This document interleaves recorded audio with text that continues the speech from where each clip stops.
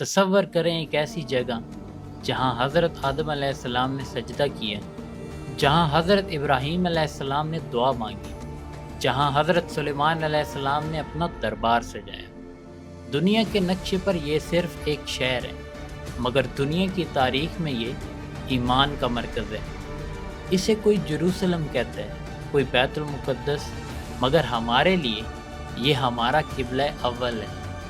آج ہم بات کریں گے اس جگہ کی جہاں سے نبی کریم صلی اللہ علیہ وآلہ وسلم نے معراج کا سفر کیا، جہاں حضرت سلیمان علیہ السلام نے اپنا عظیم دربار سجایا اور جہاں حضرت عیسیٰ علیہ السلام نے اپنا بچپن گزارا۔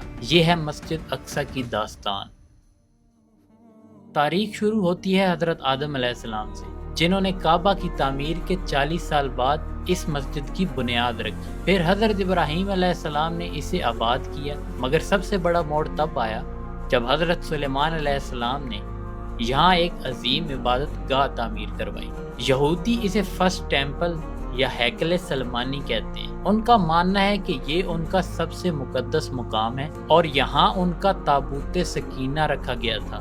ہم مسلمان بھی مانتے ہیں کہ حضرت سلیمان علیہ السلام نے یہ تعمیر کروائی، مگر ہمارا عقیدہ ہے کہ حضرت سلیمان علیہ السلام اللہ کے نبی اور مسلمان تھے۔ انہوں نے یہ مندر نہیں بلکہ اللہ کی عبادت کے لیے مسجد بنائی تھی۔ 586 قبل مسیح میں بیبلون کے بادشاہ بخت نصر نے اسے تباہ کر دیا۔ اس کے بعد یہودیوں نے سیکنڈ ٹیمپل بنایا، مگر اسے بھی 70 عیسوی میں رومیوں نے جڑ سے ختم کر دیا۔ اس کے بعد صدیوں تک یہاں یہودیوں کی کوئی حکومت یا عبادت گاہ نہیں رہی۔ رومیوں نے جب جیروسلم پر قبضہ کیا تو انہوں نے اس جگہ کی شدید بے حرمتی کی۔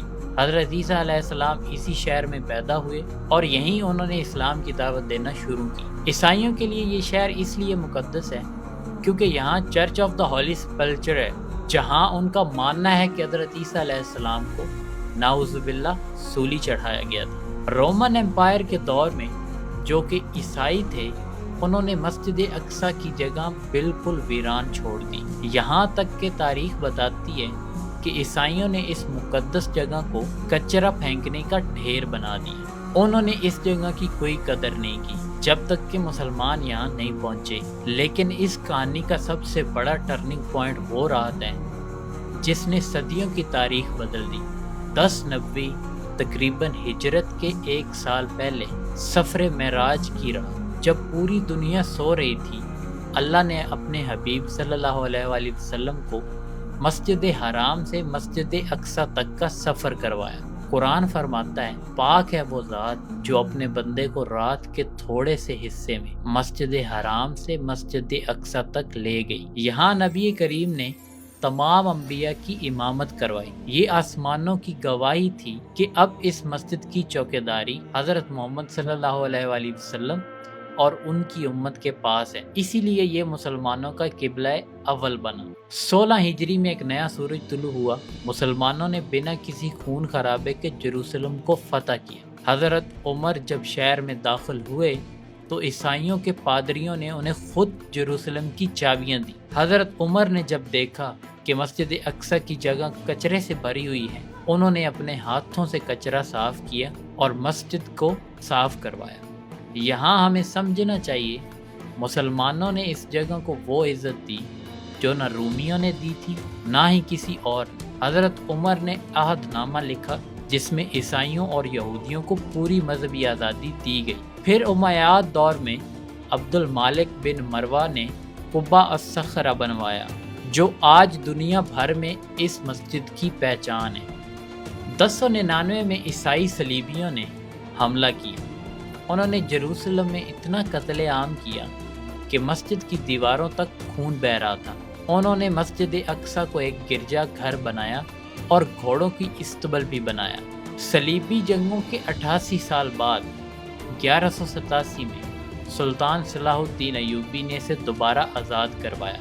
سلطان نے وہی عدل دکھایا جو حضرت عمر رضی اللہ تعالیٰ عنہ نے دکھایا تھا۔